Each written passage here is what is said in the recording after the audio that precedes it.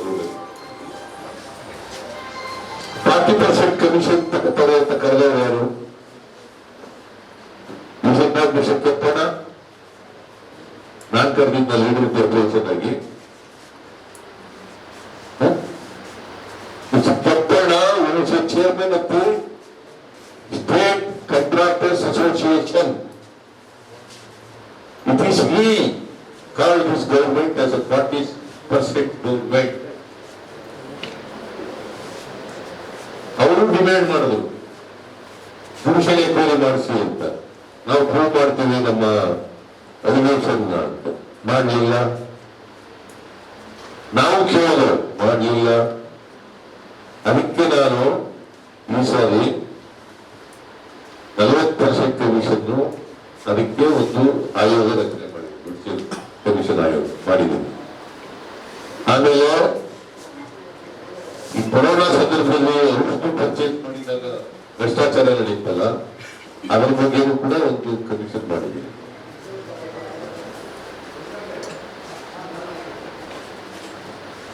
ಈ 2 ಕಮಿಷನ್ಗಳು ನಡೀತಾ ಇದ್ದವು. ಇನ್ನೊಂದು ಕಮಿಷನ್ ಮಾಡಿದ್ದೆ, ಅವ್ರು ವರದಿ ಕೊಟ್ಟಿದ್ದಾರೆ. ವರದಿ ನಾವು ಅಕ್ಸೆಪ್ಟ್ ಮಾಡ್ಕೊಂಡಿದ್ದೀವಿ.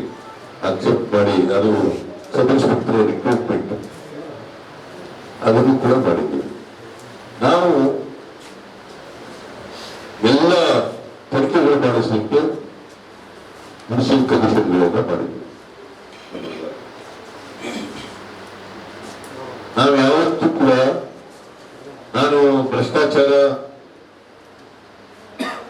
ನಮ್ಮ ಕಾಲದಲ್ಲಿ ಎಲ್ಲ ನಿಂತೋಗಿದೆ ಅಂತ ಹೇಳೋದು,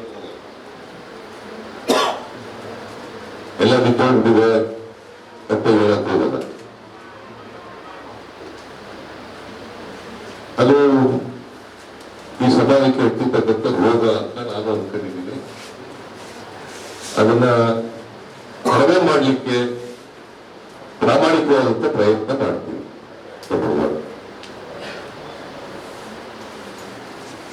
ಸೊ ನಾವು ಇವತ್ತು ಅಧಿಕಾರಕ್ಕೆ ಬಂದ 1 ವರ್ಷದಲ್ಲಿ ಯಾವ ಅಭಿವೃದ್ಧಿ ಕೆಲಸಗಳು ಯಾವ ಇಲಾಖೆಯಲ್ಲೂ ನಡೆದಿಲ್ಲ. Whether it is health department, whether it is education department, whether it is irrigation department, whether it is revenue department, whether it is rural development, ಬೇರೆ ಡಿಪಾರ್ಟ್ಮೆಂಟ್ಗಳು ಯಾವ ಇವು ಕೂಡ ನಿಂತಿಲ್ಲ. ಅಭಿವೃದ್ಧಿ ಕೆಲಸಗಳು ನಡೀತಾ ಇದ್ದಾವೆ. ಅದರಿಂದ ಬಿಜೆಪಿ ಅವರು ಮಾಡತಕ್ಕಂಥ ಆರೋಪಗಳು ಬರೋಲ್ಲ. ಆ ಆರೋಪಗಳು ಆಧಾರರಹಿತವಾದಂಥ ಆರೋಪಗಳು, ಸುಳ್ಳು ಆರೋಪಗಳು, ಸತ್ಯಕ್ಕೆ ದೂರವಾದಂಥ ಆರೋಪ. ಇದು ಪಾರ್ಲಿಮೆಂಟರಿ ಭಾಷೆ. ಅದು ಕೂಡ ಸುಳ್ಳು ಹೇಳೋದು ಅಂತದ್ದು ಕೂಡ ಪಾರ್ಲಿಮೆಂಟರಿ, ಅನ್ಪಾರ್ಲಿಮೆಂಟರಿ ಏನಲ್ಲ. ಸುಳ್ಳು ಹೇಳ್ತಕ್ಕಂಥದ್ದು. ಇದು 1 ವರ್ಷದಲ್ಲಿ ನಾವು ಯಾಕೆ ಈ 5 ಗ್ಯಾರಂಟಿಗಳನ್ನ ಕೊಡ್ತವಂತ ಬೆಲೆ ಏರಿಕೆ, ಹಣದುಬ್ಬರ, ನಿರುದ್ಯೋಗ ಜಾಸ್ತಿ ಆಗಿದೆ. ಬೆಲೆ ಏರಿಕೆ, ಹಣದುಬ್ಬರ, ನಿರುದ್ಯೋಗ ಜಾಸ್ತಿ ಆಗಿದೆ. ಸಾಮಾನ್ಯವಾಗಿ ಬಡವರು, ಕೆಳಮಧ್ಯಮದವರು ಅವ್ರ ಜೀವನ ಬಹಳ ಕಷ್ಟ ಇದೆ. ಅದಕ್ಕೋಸ್ಕರ ಅವ್ರಿಗೆ ಬದುಕತಕ್ಕಂಥ ಶಕ್ತಿಯನ್ನು ಹೆಚ್ಚು ಮಾಡಬೇಕು. ಬದುಕತಕ್ಕಂಥ ಶಕ್ತಿಯನ್ನು ಹೆಚ್ಚು ಮಾಡಬೇಕು ಅಂತೇಳಿ ಒಂದು ತಿಂಗಳಿಗೆ 5ರಿಂದ 6,000 ಕೋಟಿ ರೂಪಾಯಿ ಅವ್ರ ಕೈಗೆ ಕೊಡ್ತಾರೆ. ಉಳಿತಾಯ ಮೂಲಕ, ನಾವು ನಗದು ಕೊಡೋದ್ರ ಮೂಲಕ ಎಲ್ಲ ಸೇರಿ 5ರಿಂದ 6,000 ರೂಪಾಯಿ ತಿಂಗಳಿಗೆ, ಸುಮಾರು 4 ಕೋಟಿ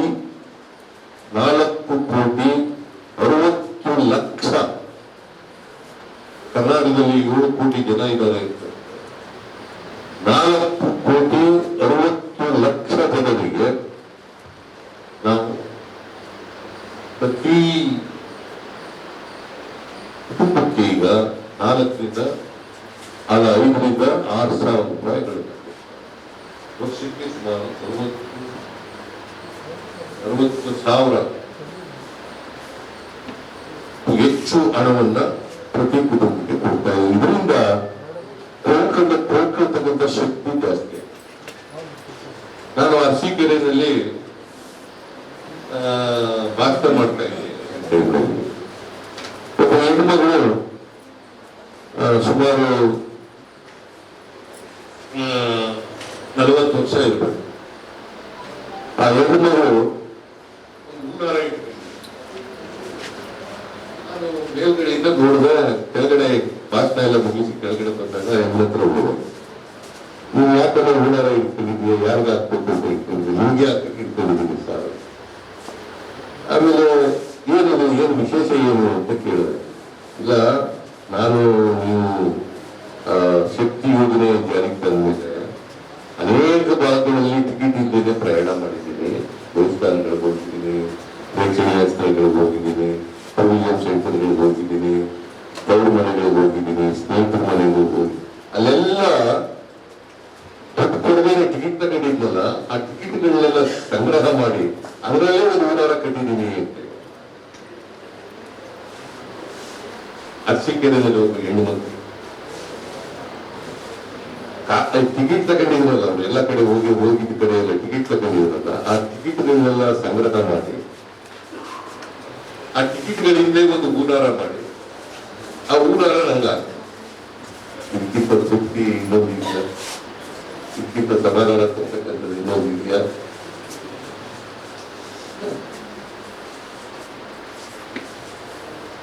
ಇವತ್ತು ಬಹಳ ಜನ ಬಡತನದ ರೇಖೆಯಿಂದ ಕೆಳಗಡೆ ಇತ್ತು. ಬಡತನ ರೇಖೆಯಿಂದ ಹೊರಗಡೆ ಬಂದಿರ್ತಕ್ಕಂಥದ್ದು ಹೊಸ. ಆಮೇಲೆ ಟಿವಿಗಳು, ಫ್ರಿಡ್ಜ್ಗಳು, ಏನದು ಫ್ರಿಡ್ಜ್, ಆಮೇಲೆ ಫ್ಯಾನ್ಗಳು, ವಾಷಿಂಗ್ ಮಿಷಿನ್ಗಳು, ಇವೆಲ್ಲ ಬಹಳ ಜನ ದೇವಸ್ಥಾನಗಳಿಗೆ. ನನಗೆ ಹೆಗ್ಡೆಯವರು, ಧರ್ಮಸ್ಥಳದ ಹೆಗ್ಡೆಯವರು ಪತ್ರ ಬಂತು. ಬಿಜೆಪಿಯನ್ನು ಅವರು ಬಿಜೆಪಿಯಿಂದ ರಾಜ್ಯಸಭಾ ಸದಸ್ಯ, ಬಿಜೆಪಿ ನಿಂದೇ ಇರ್ಬೋದು, ಬಿಜೆಪಿಯವರು ರಾಜ್ಯಸಭಾ ಮೆಂಬರ್ ಮಾಡಿದ್ದಾರೆ ಅವರು ಅಲ್ಲ. ಅವರು ಒಂದು ಪತ್ರ ಬರೆದ್ರು ನನಗೆ. ಏನಂತ ಬರೆದ್ರು ಅಂದ್ರೆ, ನೀವು ಶಕ್ತಿ ಯೋಜನೆ ಜಾರಿ ಮಾಡೋದ್ರಿಂದ ನಮ್ಮ ದೇವಸ್ಥಾನದಲ್ಲಿ ಹುಂಡಿ ಬರ್ತಕ್ಕಂಥ ಹಣ ಜಾಸ್ತಿ ಆಗಿದೆ, ಅದಕ್ಕೆ ನಾವು ಒಂದು ಕಾನೂನು ಮಾಡೋದು. ಆ ಕಾನೂನು ಬೇರೆ ಪ್ರಶ್ನೆ ಸೈನ್ ಮಾಡಲಿಲ್ಲ ಅಂತ ಅದಿರಲಿ. ಏನಂತ ಮಾಡೋದು ಅಂತಂದ್ರೆ, ಹೆಚ್ಚು ಹಣ ಬರ್ತಕ್ಕಂಥ ದೇವಸ್ಥಾನಗಳಿಗೆ ಹಣ ಇಲ್ಲ ಇರ್ತಕ್ಕಂಥ ಮುಜರಾಯಿ ದೇವಸ್ಥಾನಗಳಿಗೆ ಕೊಡೋದು ಅಂತ ಕಾನೂನು. ಹೆಚ್ಚು ಆದಾಯ ಇರ್ತಕ್ಕಂಥ ದೇವಸ್ಥಾನ, ಕಡಿಮೆ ಆದಾಯ ಬರ್ತಕ್ಕಂಥ ಪೂಜೆ ಮಾಡಕ್ಕೆ ದುಡ್ಡಿರೋದಿಲ್ಲ, ಅಲ್ಲಿ ಪೂಜಾರಿಗೆ ಇದು ಕೊಡಕ್ಕೆ ದುಡ್ಡಿರೋದಿಲ್ವಲ್ಲ, ಅಂತವ್ರಿಗೆ ಕೊಡಕ್ಕೆ ಅಂತ ಮಾಡೋದು. ಅದನ್ನು ಕೂಡ ತಪ್ಪಾಗಿ ವ್ಯಾಖ್ಯಾನ ನಡೆಯುತ್ತದೆ. ತಪ್ಪು ವ್ಯಾಖ್ಯಾನ ಎಲ್ಲ ಇಲ್ಲಿ ನಡೆಯುತ್ತೆ. ನಾವು ಮಾಡ್ತಕ್ಕಂಥ ಎಲ್ಲ ಕಾನೂನುಗಳು ಕೂಡ, ಆಮೇಲೆ ಈ ಎಪಿಎಂಸಿ ಆಕ್ಟ್ ಕೇಂದ್ರ ಸರ್ಕಾರಕ್ಕೂ ವಾಪಸ್ ತಗೊಂಡು, ಇಲ್ಲೂ ಕೂಡ on the direction of the central government ಕರ್ನಾಟಕದಲ್ಲೂ ಮಾಡ್ತಾರೆ. ಅವರೇ ಡ್ರಾಫ್ಟ್ ಏನ್ ಯಾವ ತರ ಅಮೆಂಡ್ಮೆಂಟ್ ಮಾಡಬೇಕು ಅದನ್ನ ವಾಪಸ್ ತಗೊಂಡು, ಆಮೇಲೆ ಎಲ್ಲಕ್ಕಿಂತ ಬಹಳ ಮುಖ್ಯವಾಗಿ ಬಹಳ ಜನ ನೀವು ಕೂಡ ಹೇಳ್ತಾ ಇದ್ರು, ನನ್ನ ಮೇಲೆ ಅನುಮಾನ ಪಡ್ತಾ ಇದ್ರು, ಜಾತಿ ಗಣತಿ ರಿಪೋರ್ಟ್ ಅನ್ನ ತಗೊಳ್ಳಲ್ಲ ಸಿದ್ದರಾಮಯ್ಯಗೆ ನಗರಕ್ಕೆ, ಯಾರಿಗೂ ಕೂಡ ತೊಂದರೆ ಆಗಲ್ಲ. ಒಂದು ವೇಳೆ ತೊಂದರೆ ಆದ್ರೆ ಅದು ಸರಿಪಡಿಸ್ತಕ್ಕಂಥ ಕೆಲಸ. ಬಟ್ ರಿಪೋರ್ಟ್ಗಳೇ ತಗೋಬೇಡಿ ಅಂತ ಸುಮಾರು 262 ಕೋಟಿ ಖರ್ಚು ಮಾಡಿದ್ದಿತ್ತು. ನಾನಿದ್ದಾಗಲೇ ಮಾಡಿದ್ದು. ಈಗ ಇವರು ವಿಧಾನದಲ್ಲಿ ಯೂಸ್ ಮಾಡೋದು. ಜಾತಿ ಗಣತಿ ಮಾಡೋ ಉದ್ದೇಶ ಏನಪ್ಪ ಆಗ್ತದೆ? ಸ್ವಾತಂತ್ರ್ಯ ಬಂದು ಇಷ್ಟು ವರ್ಷ ಆಗಿದೆ. ಯಾರು ಆರ್ಥಿಕವಾಗಿ, ಸಾಮಾಜಿಕವಾಗಿ, ಶೈಕ್ಷಣಿಕವಾಗಿ ಯಾವ ಸ್ಥಳದಲ್ಲಿ ಗೊತ್ತಾಗಬೇಕಲ್ಲ, ಅವ್ರಿಗೆ ಪ್ರಿಫರೆನ್ಸಿಯಲ್ ಟ್ರೀಟ್ಮೆಂಟ್ ಕೊಡ್ಬೇಕಲ್ಲ. ನೀವು ಪ್ರಿಫರೆನ್ಸಿಯಲ್ ಟ್ರೀಟ್ಮೆಂಟ್ ಕೊಡದೇ ಹೋದ್ರೆ ಸರ್ವರಿಗೂ ಸಮಪಾಲು ಸಮಪಾಲು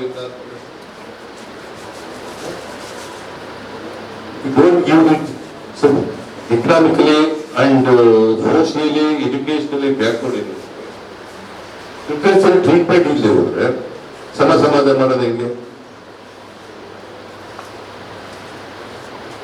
ಇಷ್ಟು ವರ್ಷ ಆದ್ರೂ ಕೂಡ ಆರ್ಥಿಕವಾಗಿ, ಸಾಮಾಜಿಕವಾಗಿ ಸಬಲರಿದ್ದಾರೋ ಇರುವಂತ ಗೊತ್ತಾಗಬೇಕಲ್ಲ. ಮುಖ್ಯವಾಗಿ ಬಂದಿದ್ದಾರೋ ಇರುವಂತ ಗೊತ್ತಾಗಬೇಕಲ್ಲ. ನೀವು ಜಾತಿ ಗಣತಿ ಮಾಡಿದ್ದೇನೆ, ಸೋಶಿಯೋ ಎಕನಾಮಿಕ್ ಸರ್ವೆ ಮಾಡಿದ್ದೇನೆ, ಏನ್ ಗೊತ್ತಾಗುತ್ತೆ?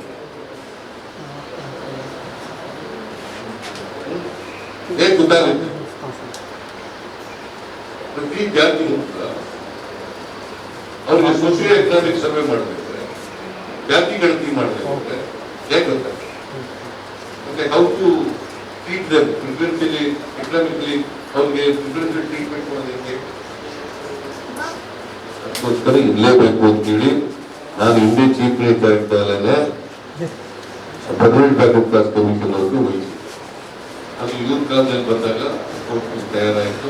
ನಾನಿದ್ದಾಗ ಮಾಡಿದರೆ ರಿಪೋರ್ಟ್ ತಗೊಂಡ್ಬಿಡ್ಬೇಕು, ಆಗ್ಲಿಲ್ಲ, ನಾನು ತಗೊಳ್ಳಿಲ್ಲ. ಈಗ ತಯಾರಾಯಿತು, ಅದು ತಗೊಂಡಿದ್ದು. ಸೊ ಇದು ಯಾರಿಗೂ ಕೂಡ ಹಾರಂ ಆಗಲ್ಲ.